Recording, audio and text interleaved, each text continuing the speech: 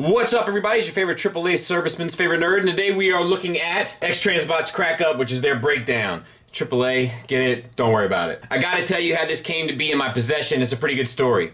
I pre-ordered this with Titan 1. Titan 1 knew that their shipment was coming a little later than expected due to the politics of third-party purchasing and distribution. Maybe we can save that for a sit-down Saturday sometime. But also knows that a timely review is important to what I do here. Behind the scenes, they hit up GCI, and between Titan 1 and GCI, they got me a copy of this unit. GCI ended up sending me one of theirs, and Titan 1 forwarded the money to pay for it that I had already paid them. As a result, the link to both stores will be in the description. I really appreciate both you gentlemen. Thank you for everything, and I mean that sincerely. Now let's get cracking. He comes with an extra face with a heavy coat of red gloss paint on it. He comes with a blaster, just sculpt work, no paint. This piece here does flip down, which allows it to plug into here, which is stupid, but it's something we've come to expect with Transformers, so it's fine. And he holds it just fine. And it comes with my favorite third-party accessory ever, which is a tiny Phillips head screwdriver. With its nice soft rubber or plastic handle, textured both at the grip and at the ends, you might even say ribbed for your pleasure, and long metal stem with 4 prongs at the end to create the Phillips head connection. It's sure to add an element of prestige to your collection and makes you feel like there's still a notion of elegance and grace in this world as you put it with your collection of other third-party related screwdrivers, which for me is usually in here. It also comes with an instruction manual, which you know I usually don't mention, but because it's so small and tiny and the words are so small, it's created a number of challenges for me. I can't get it. Let me get there. What the sh... As for the car itself, it rolls like a champ. We got rubber tires, silver on the hubcaps, nice blue paint around the bottom. It's a metallic blue. It looks sharp. We have some parts that are painted this crack rock beige, which we've been calling it. 2 for $5 and so forth. And then we have a nice red paint there, yellow. We got some silver and gold. And then we have some gold accents and black added throughout. So there's no finish per se, but there is enough paint accents where it does definitely look the part, and it adds enough interesting elements to keep your mind kind of occupied while you're looking at it, so it doesn't just look like, a couple crack rocks. And we got tiger tracks coming in a Emperor Palpatine fashion. So it's treason then. And I would imagine that this thing ends up just kind of locking on to Motormaster's leg.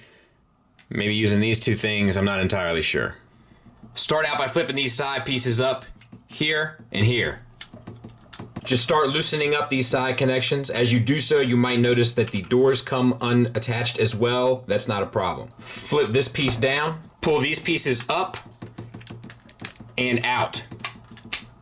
Up and out. Then flip the entire tail assembly up and out of the way. Then with your 2 back pieces extended, you can kind of fold them down for now. Then flip these assemblies to the bottom. The bottom pieces that you just flipped over are on a slider.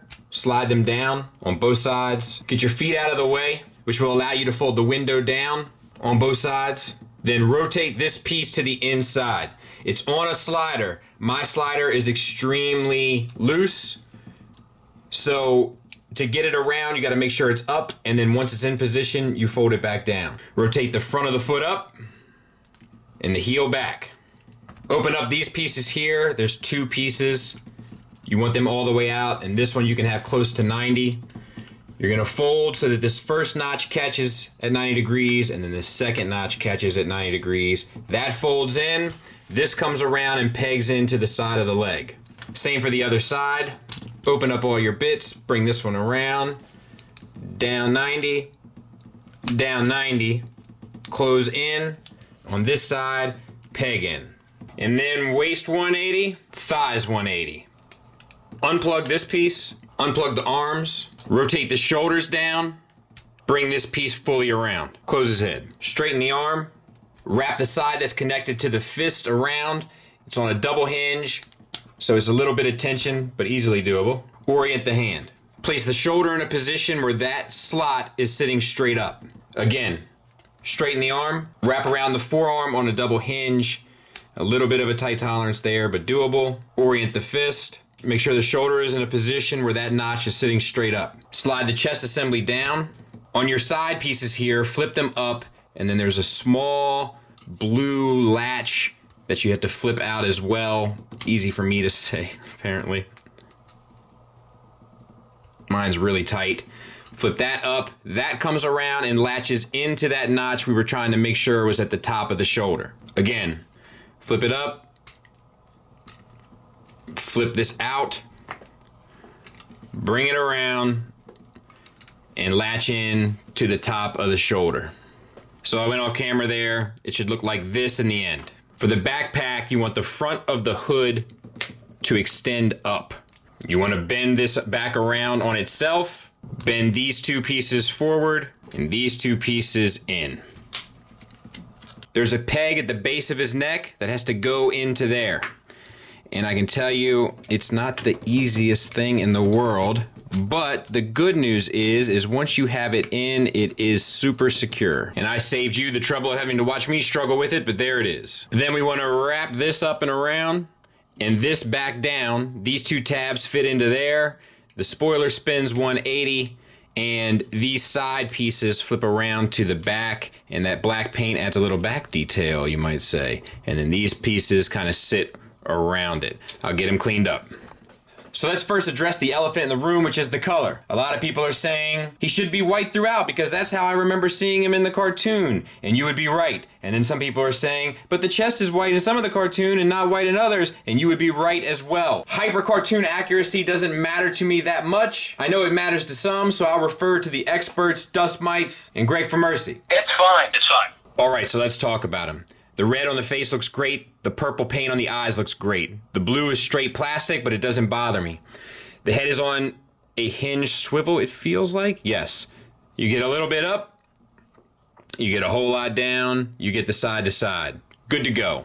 The shoulders are a bit of a problem. Articulation, though, isn't. So they hinge out here at the base of the shoulder, which is the shoulder joint that you want to use. However, the inside joint also hinges, but it causes this connection to come loose. So that is a bit of an issue you'll find, but nothing that can't be sorted out relatively easy. So you also get the spin. You can get it out to 90 degrees, no problem. So no issues there. The only issue is manipulation can cause it to muck up. Let me fix it, we'll get back. Bicep swivel, double jointed elbow, get you the full range. Wrist swivel. Fingers are on a base pin knuckle. They're all on the same pin. Same for the other side. Same issue with the top shoulder piece for the other side. Waist swivel and ab crunch. We have white paint on the chest, black paint on the shoulders, and that's it. Which, being as what this is, it's kind of fine. And then we have the hip skirts with the black panel lining, which looks really good. They flip up, exposing universal joints, tensioned to the front and back for the full Monty, and soft ratchets out to the side for the full Van Damme. No issue whatsoever. And I'm okay with the ratchet spacing as well. Thigh swivel, no issues there. Single hinge knee that gets you 90 degrees, no issue there. No paint on this blue, which does take away from the look of it a bit. I can get past it on the beige, but on the blue, it does end up looking a little bit more less than what it actually is, in all fairness. The feet.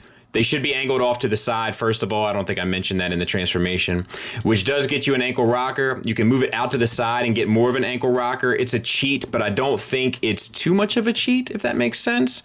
And then ankle tilt, not really. You're kind of locked in the up position. You do get the ankle tilt down, but you don't really need that kind of as much, I feel. So that's a bit of a bummer. And then it cleans up like a champ from the back. Size comparison wise, there he is with the only bots that I think are necessarily relevant for the conversation. He's about the same size as an MP car, which makes him about the same size as Generation Toys efforts, and making him about a head smaller than Unique Toys efforts, which I think is ultimately fine any way you slice it. I'm okay with the Stunticons being slightly shorter than the Combaticons. You can make the argument that the Combaticons are too tall. You can also make the argument that the MP cars are too small. I get it. I don't think either of them are really worth talking about in too much detail. I think it's kind of... It's fine. It's fine. Fine.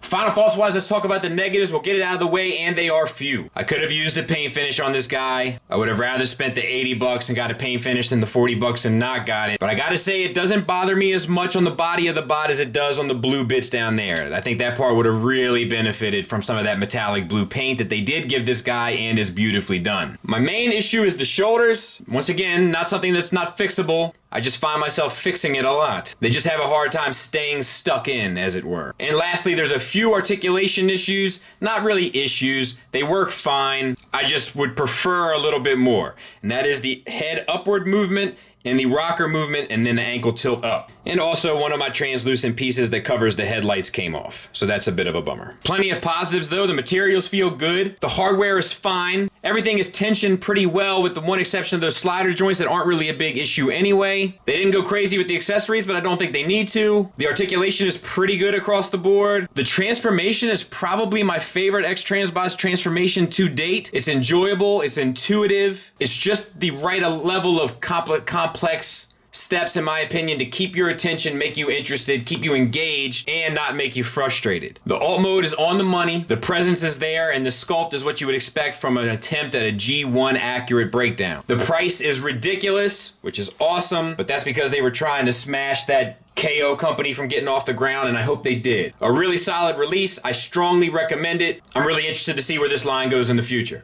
Thanks for listening. Thanks for watching. Until next time, take care.